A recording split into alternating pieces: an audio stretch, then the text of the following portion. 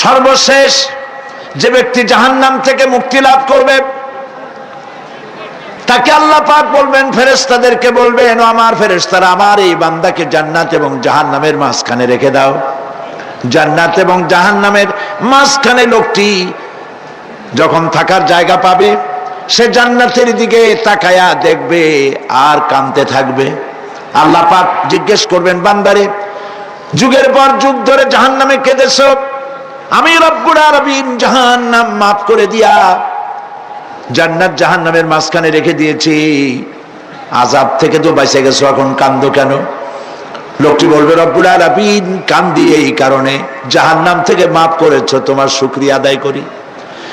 জান্নাত তো আমার কপালে নাই, কিসমতে নাই, কিন্তু জান্নাত আমি এখান থেকে দেখতে পাচ্ছি, জান্নাতের সুঘ্রাণ আমার নাকে আসতেছে, কপালে নাই যাওয়ার। আমি কাঁদি এই জন্য, তুমি যদি মেহেরবানি করে আমাকে জান্নাতের দরজার কাছে একটু দাঁড় করায় দিতা, প্রাণ ভরে তোমার জান্নাতের দৃশ্যটা একটু দেখতাম। আল্লাহ পাক তার আরজি পূরণ করবেন, বলবেন, যাও, ফেরেশতাদের বলবেন, এর জান্নাতের দরজার কাছে দাঁড় করায় দাও।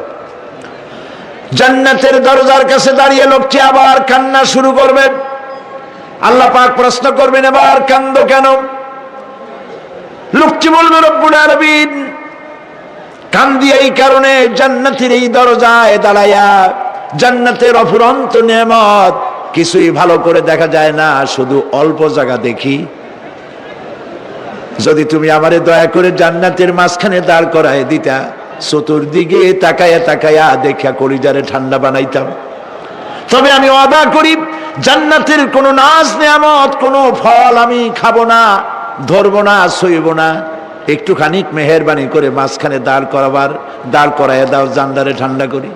আল্লাহ রব্বুল আলামিন ফেরেশতাদের বলবেন, আমার এই বান্দারে জান্নাতের মাঝখানে দাঁড় করাইয়া দে।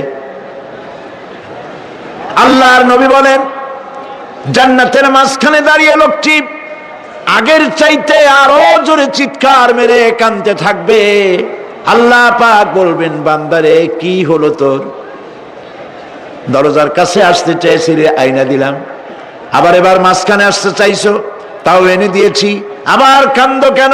লোকটি বলবে, রব্বুল আলামিন এবার কান্দি এই জন্যে, তুমি যখন দয়া করে একটিবার জান্নাতের মাঝখানে এনে আমাকে দাঁড় করায় দিয়েছো, তুমি রহমান রহিম গফুরুর রহিম, এই জান্নাত থেকে আবার আর বাইর করে দিও না।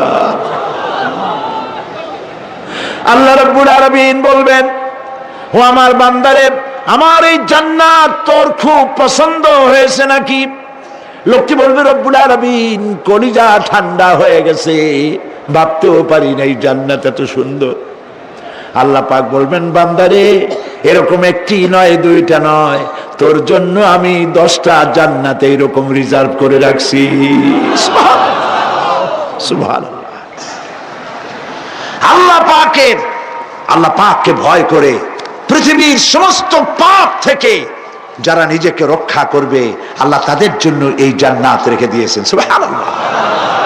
জান্নাতীরা যখন জান্নাতে প্রবেশ করার দরজার মুখোমুখি হবে, দ্বার রক্ষীগণ তখন বলবে, সালামুন আলাইকুম, আল্লাহর শান্তি তোমাদের উপরে বর্ষিত হোক।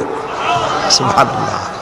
দুনিয়ার টাটকা টাটকা সুখগুলি 2 পা দিয়ে ঠেলে দিয়েছো, টাটকা সুখগুলি গ্রহণ করো নাই, হারাম খাও নাই, আল্লাহর দ্বীন কায়েমের জন্য রক্ত দিয়েছো, জীবন দিয়েছো, কষ্ট করেছো, আল্লাহকে ভয় করেছো। আমাদের সালাম গ্রহণ করো, জান্নাতের মধ্যে ঢুকে যাও চিরকালের জন্য। সুবহানাল্লাহ।